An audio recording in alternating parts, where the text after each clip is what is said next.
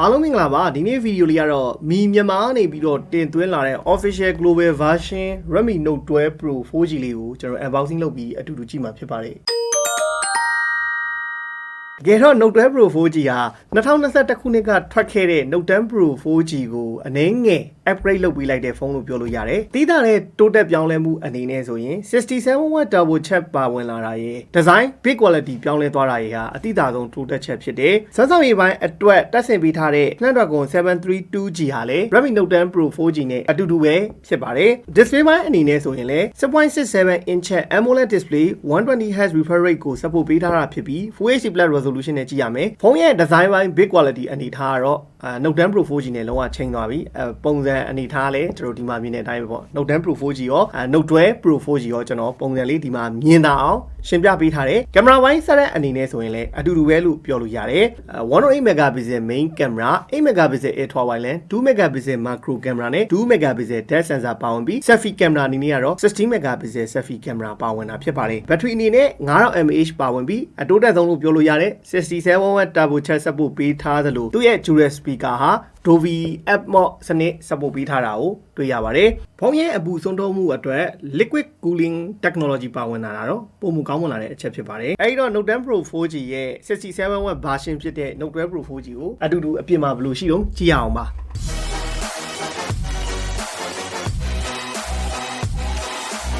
။ Redmi Note 12 Pro 4G global version မှာ official 1 year warranty ပါပါတယ် RAM 8256ကိုဈေးနှုန်းအနေနဲ့6,900,900မှာအင်္ဂလိပ်စာရေးပဲမြင်ရပါမယ်ပေါ့ကျွန်တော်ဘဲမပေါက်လေးမမြင်ရပါဘူး unbox လုပ်အောင်ပါ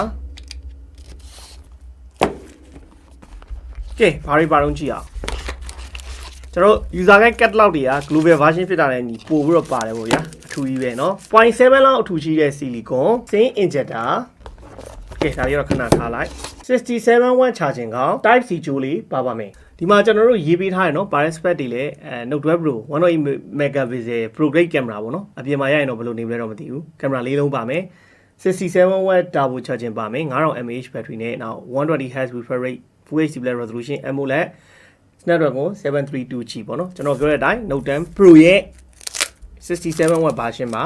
နောက်ထပ်လုံးဝပြောင်းလဲတိုးတက်သွားတာတော့ Note 12 Pro 4G လေးရဲ့back cover design သားနာပေါ့နော် big quality အနေထားလည်းတော်တော်မိုက်လာတယ်ပေါ့ဒီနောက်ကတော့ကျွန်တော် glass back တော့မဟုတ်တော့ဘူးဒါပေမဲ့ glass back ပုံစံလေး matte finish လုပ်ပေးထားတယ်ဒါပေမဲ့လက်ရကတော့ကျွန်တော်အစည်းတွေဟိုပါတဲ့အချိန်ဆိုရင်တော့နည်းနည်းတော့ထင်နိုင်တယ် cover တက်သုံးမှာအဆင်ပြေမယ်ဒီမဲ့ကျွန်တော် Redmi တစ်စိတ် logo လေးပါမယ် global version အနေနဲ့ထုံးစံတိုင်းစီးစိတ် logo ကတော့အမြဲတမ်းပါတယ်ပေါ့နော် official global version အနေနဲ့လာတယ်ဟိတ်ဆိုရင်တော့ camera back အထားသူလည်းလုံးဝကျွန်တော်တို့ပြောင်းလဲသွားပါပြီဒါNote 10 Pro 4G ကိုင်ဖူးတဲ့သူတွေဆိုရင်တော့သိမယ် rectangle အနေထားလေး bang လေးကိုလုပ်ပေးထားတယ်အပေါ်မှာ108 megapixel main camera ရဲ့8 megapixel ultra wide lens နောက်2 megapixel depth sensor 2 megapixel macro camera တို့ပါပါတယ်လုံးဝ flat frame flat cover design ဖြစ်သွားတယ်ပေါ့နော်တော်တော်လေးတော့လှတယ်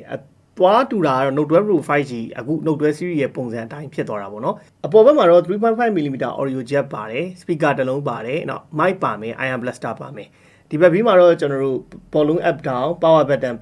မှာပဲကျွန်တော် sign box fingerprint လေးတက်ဆင်ပေးထားပါတယ်ကျွန်တော်အောက်ဘက်မှာတော့ speaker တစ်လုံးထပ်ပါမယ်နောက် mic ပါမယ် type C board ပါမယ် sim slot လေးထည့်လို့ရတဲ့နေရာလေးပါပါမယ်လုံးဝဒီဘက်ပြီးမှာတော့လုံးဝပြောင်းဘာမှထည့်သွင်းထားခြင်းမရှိဘူးပေါ့အဲ့တော့ကျွန်တော်တို့တစ်ချက်ထုတ်ကြည့်လိုက်အောင် sim slot လေးမှာဘာလေးထည့်လို့ရတာ single ကတော့ကျွန်တော် hybrid sim slot ပေါ့နော် single နှစ်ကတ်ထည့်မယ်ဟိဆိုရင်တော့ memory card ထည့်လို့မရဘူး single တစ်ကတ် memory card ဆိုတော့ရတယ် dual sim သုံးမယ်ဆိုရင် memory card ထည့်လို့မရပါဘူးအခြေဘက်ချမ်းမှာတော့16 megapixel selfie camera တက်ဆင်ပေးထားတယ် display က 6.67 inch AMOLED display 120Hz refresh rate support ပေးမယ်ပေါ့ဗျာ peak brightness အနေနဲ့ကသူက1100 nit အထိရတယ်လို့ဆိုထားတယ်သူရဲ့ site မှာ MIUI 13နဲ့ပဲလာတယ်ပေါ့နော်နောက်ကျွန်တော်တို့ပြောဖို့ကျန်ခဲ့တာတစ်ခုအနေနဲ့သူ့ရဲ့အထူအနေနဲ့ကတော့ 8.12mm ရှိပြီးတော့အလေးချိန်အနေနဲ့201 gram လေးရလို့ပြောပါတယ်။ဒါကတော့ global version ဖြစ်သွားတာနဲ့အညီကျွန်တော်ဘာသာစကားကိုမြန်မာအင်္ဂလိပ်ဘာညာ language တွေအများကြီးထားသုံးလို့ရတယ် system တစ်ခုလုံးပေါ့ဒီမဲ့တော့ကျွန်တော်အင်္ဂလိပ် region ကိုတော့မြန်မာရေးပြီးတော့ဆက်လက်လုပ်လိုက်ပါမယ်။ဒါတော့ကျွန်တော်တို့ Note 12 Pro 4G လေးကိုမြင်တွေ့ရမယ့်အနေထားပေါ့ဗျာ AMOLED display ကတော့ကျွန်တော်တို့Note 10 Pro 4G တက်တော့နည်းနည်းလေးပို့ပြီးတော့မိုက်လာတယ်လို့တော့ထင်ရတယ်ပေါ့နော်ဒါပေမဲ့အတူတူပါပဲစာပဲပေါ် spec တွေကเนาะ brightness ကတော့ကျွန်တော်တို့အပြင်မှာ33ဟိုနေအောင်ရှိတဲ့နေရာမှာ33တော်တော်လင်းနေဆိုတဲ့အထက်မှာပါတယ်ပေါ့နော် peak brightness က1100 nit အထိရတယ်ဆိုတော့ global version ဖြစ်တာနဲ့အညီဒီမှာမြင်တဲ့အတိုင်းပဲပေါ့နော်ကျွန်တော်တို့ Google service ဘာညာအားလုံးအဆင်ပြေတယ်global version ရဲ့ထုံးစံအတိုင်းကတော့ကျွန်တော်တို့ Google Dialer နဲ့လာတယ် call recording သုံးမယ်ဟေ့ဆိုရင်တော့ကျွန်တော်တို့အတန်ဖမ်းနေပါသည်လို့អော်ပါလိမ့်မယ်ပါတဲ့ sign of fingerprint လေးကလည်းဒီမှာတက်လက်အလုပ်လုပ်တာကိုတွေ့ရတယ် refresh rate ကကျွန်တော်တို့16 Hz 120 Hz ပဲပြောင်းပေးတယ်ပေါ့ဟို adaptive sim လို့ auto change ပေးတဲ့ဟာတော့မပါဘူးအဲ့ဒီတစ်ခုကတော့စိုးတယ် Note 12 S မှာလည်းမပါဘူး Note 12 Pro မှာလည်းအဲ့ဒီဟာကိုမထည့်ပေးထားဘူးပေါ့နော်တကယ်တော့ထည့်ပေးထားရင်တော့ပို့ပြီးတော့အဆင်ပြေတယ်အခုကအနိုင်ဆုံးသုံးပါလားအမြင့်ဆုံးသုံးပါလားပဲရွေးလို့ရပါမယ် memory extension ကဘယ်လောက်ထိရနိုင်တော့ကျွန်တော်တို့ additional setting ပြီးရင် memory extension ပေါ့ memory extension ကတော့ကျွန်တော်တို့ 3GB ထိပဲတိုးပြီးတော့သုံးလို့ရပါမယ်โอเคဟုတ်ပါပြီ AMOLED display ဖြစ်တာနဲ့ညီကျွန်တော် always on display လည်းအသုံးပြုမယ်ဟေ့ဆိုရင်သုံးလို့ရပါတယ်ဒီကောင်လေးက10 second ပေါ့နော်ကျွန်တော် always on display ရပါမယ်အဲ့တော့ကျွန်တော် camera လေးတစ်ချက်ကြည့်အောင် camera လေးဘယ်လိုအနေထားရှိတော့108 megapixel camera အဲ့တော့ဘာမှမကြည့်ခင်မှာပါတဲ့ feature လေးတွေကျွန်တော်တို့မြင်အောင်ရင်ကြည့်အောင် pro move ပါတယ်ပေါ့ဗျာ pro move ပါတာတော့စိတ်ကြိုက်ချိန်ညှိပြီးတော့ကျွန်တော်ရိုက်လို့ရတယ် raw photo တော့ရိုက်လို့မရဘူး raw တော့မပေးထားဘူး document video ကNote 11S တက်ကောင်းတာ 4K ရိုက်လို့ရတယ် Note 10 Pro မှာလည်းကျွန်တော် 4K ရိုက်လို့ရခဲ့တယ်ပေါ့နော်ဒီမှာကျွန်တော် 4K 30fps ရမယ် Full HD 16fps 1080p 30fps နောက် 720p 30fps ရမယ်ရှေ့ selfie camera အနေနဲ့ကတော့Full HD နဲ့ပဲရမယ်နောက် ultra steady မှုတော့ပါမယ်ပေါ့နော်ကျွန်တော်တို့ steady video ရိုက်လို့ရမယ်ဆို video လို့ရင် shaking မဖြစ်အောင်တော့steady video လေးဖွင့်ပြီးတော့ရိုက်လို့ရမယ် photo ကတော့ကျွန်တော် AI မှုဖွင့်ပြီးရိုက်ပေါ့ဟို108 megapixel ရိုက်ချင်တဲ့ဟိဆိုတော့ကျွန်တော်တို့မိုးထဲမှာသွားချင်းရပါလိမ့်မယ်ပြီးရင်ကျွန်တော်ဒါ ultra wide lens ပေါ့နော် ultra wide lens ပါမယ်နောက် portrait ပါမယ် night mode ပါမယ်ပြီးရင်မိုးမှာ108 megapixel ရှိမယ် short video panorama slow motion timelapse long exposure ပါမယ်ပေါ့အရင်တော့ထူးမဟုတ်ဘူးကျွန်တော်ဒီမှာတော့ကျွန်တော်တို့ရိုက်ထားတဲ့ပုံရိပ်အချို့ကိုတင်ပေးလိုက်ပါတယ်ကင်မရာကတော့အဆင်ပြေပါတယ် Note 12 Pro 5G လောက်မကောင်းပြီမဲ့ Note 12 Pro 4G ကလည်း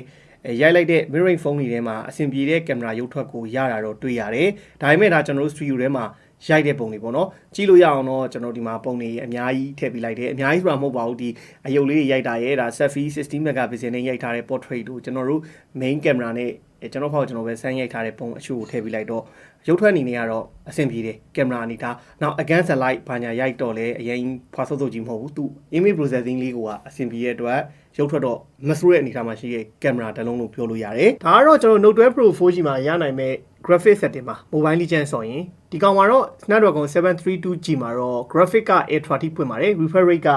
high ထိရတာကိုကျွန်တော်တို့တွေ့ရမှာဖြစ်ပါတယ်ဒီကျွန်တော်တို့Gain Turbo ပေါ့နော် Gain Turbo ကလည်းပါဝင်လာပြီးတော့ voice changer ဘာညာနဲ့ပုံမှန်သုံးနေကြ feature တွေအားလုံးသုံးလို့ရပါတယ်သူရဲ့ setting မှာ Gain DND မှာတော့ပုံမှန်တိုင်း global version တွေရဲ့ထုံးစံတိုင်းကတော့ကျွန်တော်တို့ဖုန်းခေါ်ရင်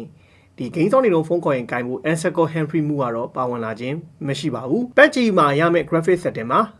အဲ့တော့တစ်ချက်ကြည့်အောင်ပေါ့နော် graphic and audio မှာကျွန်တော် HD မှာဆိုရင် high ရမယ် balance ဆိုရင် ultra ရမယ်smooth ဆိုရင် ultra ရမယ်အဲ့တော့ 14fps နဲ့တော့ကျွန်တော်တို့စိုးလို့ရတယ်ဂျာရိုကပေါ်လာမပေါ်လာတော့ကျွန်တော်တစ်ချက်ဝင်ကြည့်လိုက်မယ်ပေါ့ဂျာရိုကတော်တော်ပေါ်တယ်ဗျဂျာရိုကတော့ဒီမှာမြင်နေတဲ့အတိုင်းပဲပေါ့နော်ကျွန်တော်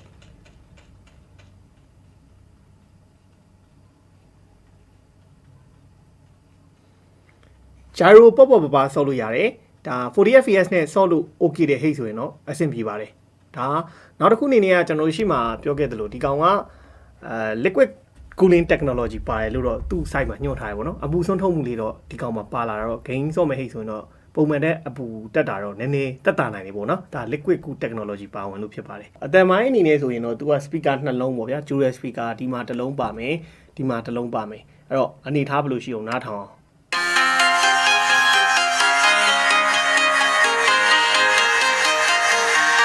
တန်တော့ကျွန်တော်ကြားရတဲ့အတိုင်းပဲလုံးဝကွတ်တဲ့အထဲမှာပါပါတယ်တန်လေးခြေတယ်နောက်ပြီးတော့ကြားတဲ့သူ့ရဲ့ mid tone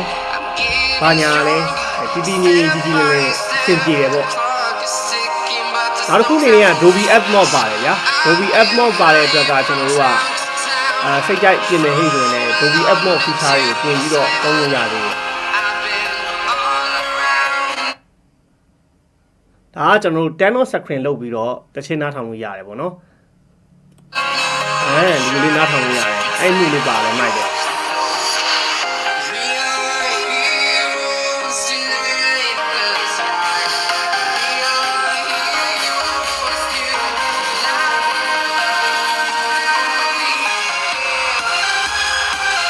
ဒီတန်လည်းမဆိုးပါဘူးပါတာဒီနဲ့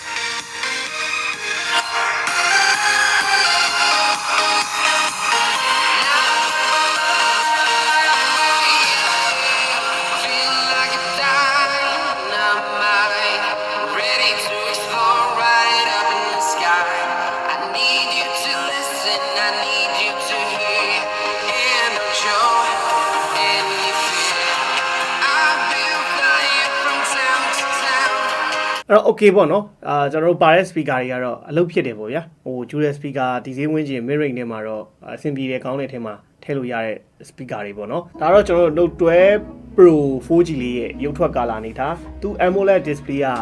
color saturation တွေ color production တွေတော်တော်အဆင်ပြေတယ် contrast brightness လည်းတော်တော်လင်းတဲ့ထဲမှာပါတယ်ပေါ့နော် brightness ဆိုရင်ဒါကျွန်တော်3ပုံ1ပုံလောက်ပဲရှိသေးရနော်ဘာမှမတင်ရသေးဘူးကဲအဲ့မှာတင်ကြည့်လိုက်လင်းဆုံးဆိုရင်အများကြီး brightness ရဲ့ကောင်းကောင်းရတယ်ပြီး viewing angle ပေါ့နော် viewing angle လေးကျွန်တော်အများကြီးရပါတယ်အဲ့တော့ရုပ်ထွက်လေးပဲတစ်ချက်ကြည့်လိုက်ပါ